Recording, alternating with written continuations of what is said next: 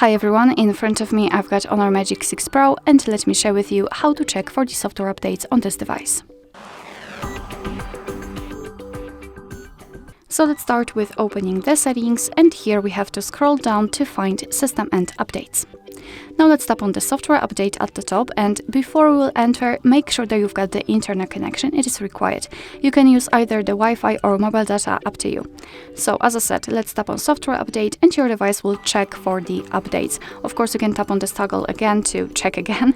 And basically you can meet two different scenarios. This is the first one where your software is up to date and there's nothing to download.